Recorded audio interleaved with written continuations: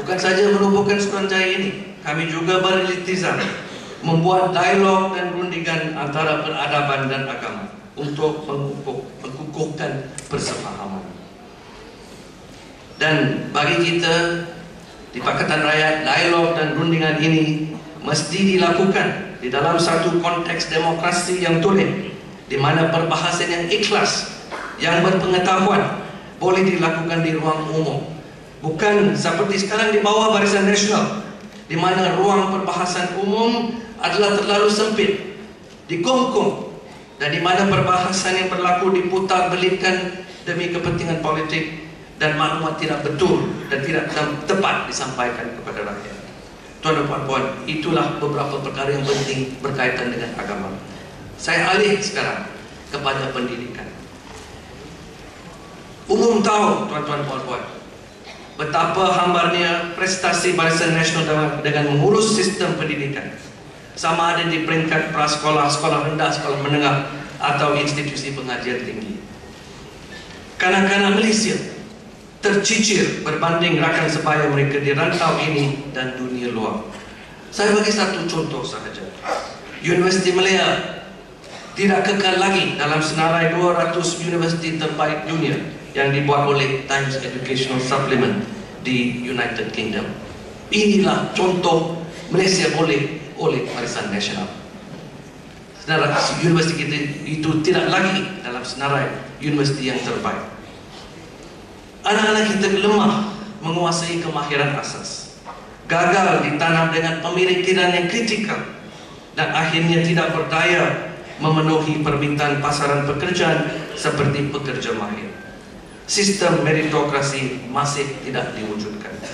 Jadi tuan-tuan dan puan-puan, Pakatan Rakyat telah menyediakan satu agenda penting tentang pendidikan. Ada banyak perkara di sana. Saya tidak ada masa untuk menerangkan semua, tapi saya akan fokus kepada institusi pengajian tinggi, di mana kita ada reform yang penting, di mana kita akan membebaskan universiti di negara kita. Kita akan memindah Akta Universiti dan College Universiti 1924. Kita akan memberi otonomi kembali kepada universiti yang telah dirampas oleh Barisan Nasional. Kita akan pasti perlantikan Vice Chancellor tidak lagi dipolitikkan dan dibuat berdasarkan kelayakan dan demokratik melalui proses universiti dan majlis senat. Itu adalah antara reform yang penting yang kita cadangkan.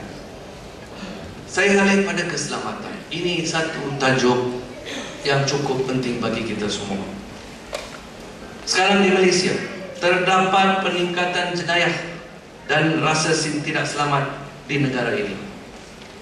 Walhal rakyat Malaysia seharusnya berhak merasa selamat dan bebas dari ancaman jenayah pada setiap masa. Ini merupakan kegagalan besar Barisan Nasional sebagai pemerintah kini yang sepatutnya wajib memastikan satu keadaan yang selamat untuk kita semua, di dalam rumah, di tempat kerja, di tempat hibur, dan di jalan raya. Tetapi keadaannya kita tahu ada sebaliknya. Jadi kita pun sudah senaraikan beberapa cadangan penting untuk mengatasi masalah keselamatan ini. Dan yang penting, kita akan menjadikan polis bebas dan profesional, serta mengembalikannya kepada misi asal mereka untuk mencegah jenayah dan memastikan keselamatan awam. Setuju? Kita tidak mau pihak polis diperalatkan sebagai alat politik, digunakan untuk mengejar kita, kejar kita di jalan raya. Padahal tenaga polis harus digunakan untuk mengejar peragut beg dan perompak rumah. Dan kita akan pastikan bilangan PDRN yang sekarang ini adalah dalam lingkungan 100,000 ini digunakan dengan cara yang lebih berkesan. Sebenarnya jumlah itu tidak rendah. Jumlah itu membawa satu nisbah satu anggota polis kepada 260 penduduk. Satu nisbah yang tidak jauh daripada nisbah yang disyorkan oleh Interpol sendiri. Interpol mensyorkan satu nisbah satu anggota polis kepada 250 penduduk. Kita tidak jauh daripada itu. 100 anggota PDRM lelaki dan wanita. Tetapi masalahnya adalah apakah anggota ini digunakan. FRU ada berapa ribu, cawangan khas ada berapa puluh ribu, gerak am ada berapa ribu. Inilah masalah dia. Inilah masalah yang kita akan betulkan dan pastikan tenaga polis kita dijadikan bebas, profesional dan tumpu pada masalah yang penting, mencegah jenayah. Ya. Itulah caranya. Dan saudara-saudari, untuk membantu proses itu, kita akan melaksanakan semua saranan Suruhanjaya Diraja menambahbaikkan perjalanan dan pengurusan polis, termasuk satu cadangan yang cukup penting dan sampai sekarang tidak dilaksanakan oleh Barisan Nasional, yaitu penubuhan IPCMC. Itu sangat penting untuk melawan salah guna kuasa dan rasuah dalam kalangan polis. Pada masa yang sama, kita tahu kita mesti jaga kebajikan anggota polis, dan itulah jaminan kita juga. Kita tidak puas hati dengan tahap kebajikan mereka sekarang, dan kita janji mempertingkatkan itu. Tuan-tuan, puan-puan, saudara-saudari, saya pergi sekarang pada tajuk kesihatan. Satu tajuk lagi yang cukup penting. Dalam dekad terakhir, Barisan Nasional telah menggerakkan negara ini menuju ke sistem penjagaan kesihatan yang diswastakan melalui pelbagai tindakan senyap dan sedikit publicity. Pengedaran hemodialisis, ubatan farmasi, perkhidmatan sokongan hospital, semua ini telah dipindahkan ke sektor swasta. Penerima manfaat utama daripada sistem yang menepikan kesihatan awam ini merupakan pelbagai entiti swasta, kebanyakan berkait dengan UMNO Barisan Nasional. Pihak yang rugi siapa? Saudara-saudari, rakyat yang rugi.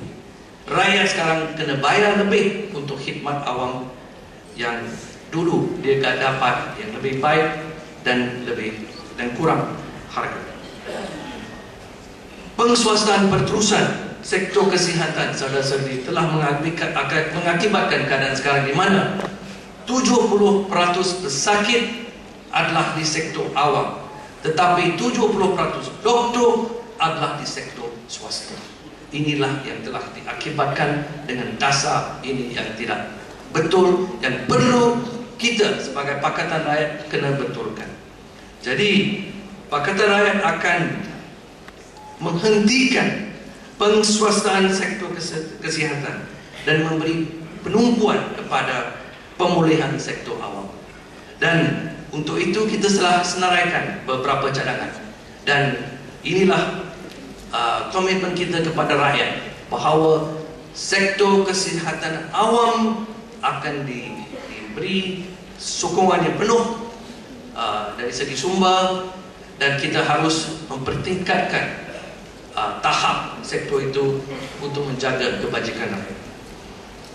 Saudara-saudari, masa pun berjalan, saya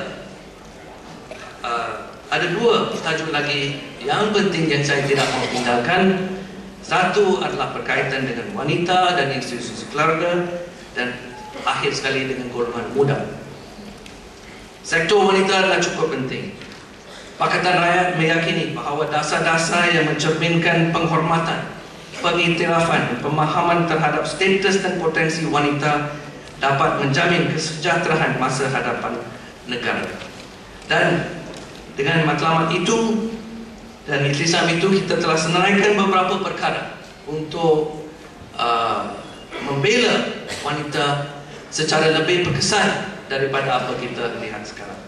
Saya hanya ingin highlightkan 3 cadangan yang penting.